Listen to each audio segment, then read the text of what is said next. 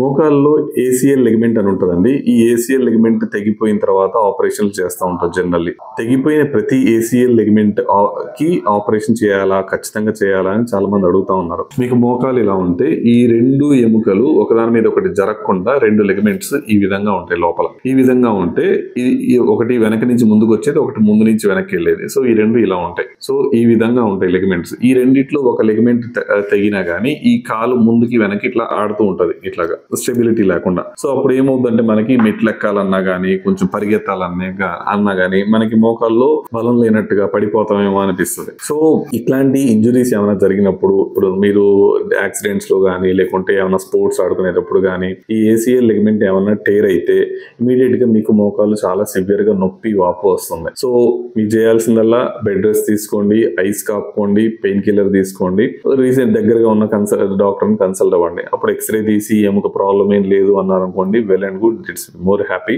దాంతో పాటుగా మీకు ఈ లిగమెంట్ టేర్లు తెలియాలంటే మాత్రం ఎంఆర్ఐ స్కానింగ్ చేయాల్సిందే. ఎంఆర్ఐ స్కానింగ్ లో ఏమన్నా ఏసీఎల్ లిగమెంట్ టేర్ ఉందంటే క్లియర్ గా తెలుస్తుంది. దాంతో పాటు వేరే లిగమెంట్స్ కూడా ఉంటాయి, ఏమైనా టేర్ ఉందా లేదా తెలుస్తుంది. అదే మీకు ఏసీఎల్ లిగమెంట్ టేర్ ఒక్కటే అయింది అని ఎంఆర్ఐ స్కానింగ్ లో నిర్ధారించబడితే మీరు ఇమీడియట్ గా ఏం సర్జరీ చేయాల్సిన అవసరం లేదు. ముందు ఒక వారం 10 రోజులు టాబ్లెట్స్ రెస్ట్ తీసుకుంటే మోకాలు చుట్టూ ఉన్న నొప్పి, వాపు అంతా సెటిల్ అయిపోతుంది. అలాగే ఒక 2 వారాలు 3 వారాల్లో మొత్తం కాలంతా నార్మలైజ్ అయిపోతుంది. సో మీరు నడుస్తారు, నిదానంగా పనులు చేసుకుంటారు. కొంచెం మోకాళ్ళు మాత్రం కొద్దిగా ఊగుతున్నట్టుగా అట్లా అనిపిస్తుంది. అంటే పరిగెత్తినప్పుడు గానీ, మెట్లెక్కినప్పుడు గానీ ఇట్లాంటప్పుడు మోకాళ్ళు అంత పట్టు లేదు, బలం లేదు అనిపిస్తుంది. సో ఈ కంప్లైంటే ఈ ఏసీఎల్ లిగమెంట్ టేర్ వల్ల మనకి వచ్చే కంప్లైంట్. సో దీన్ని ఇలాగా నెగ్లెక్ట్ చేయొద్దు. ఒక 2 వారాలు 3 వారాలు అయ్యి మోకాళ్ళు మొత్తం కండరం అంతా మానిన తర్వాత ఈ లిగమెంట్ మాత్రం ఒకసారి తెగితే మళ్ళీ కంప్లీట్ గా రికవర్ అవ్వడం అనేది ఉండదండి. సో ఏసీఎల్ లిగమెంట్ టేర్ అయిన తర్వాత దాన్ని ఖచ్చితంగా దానికి సర్జరీ చేయించుకోవాల్సిందే. కాకపోతే ఎమర్జెన్సీగా పడగానే చేయాల్సిన అవసరం లేదండి. ఒక నెల రోజులు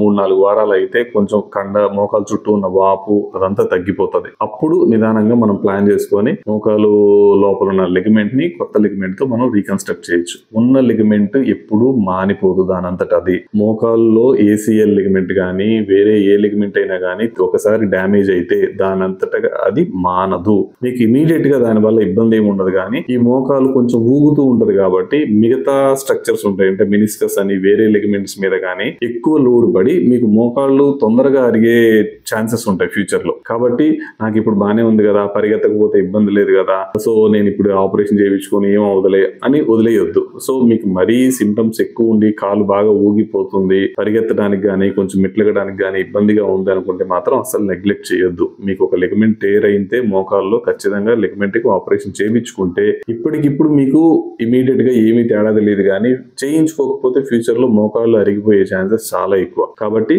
ఏసీఎల్ లిగమెంట్ ఏమైనా డ్యామేజ్ అయితే ఖచ్చితంగా మీ దగ్గర ఉన్న డాక్టర్ని కన్సల్ట్ అవ్వండి, మంచి ఒపీనియన్ తీసుకోండి. మీకున్న పరిస్థితి బట్టి అర్లియస్ట్ పాసిబుల్ ఆపరేషన్ చేయించుకోండి. బట్ ఎమర్జెన్సీగా చేయాల్సిన ఆపరేషన్ అయితే కాదు ఇది. Thank you.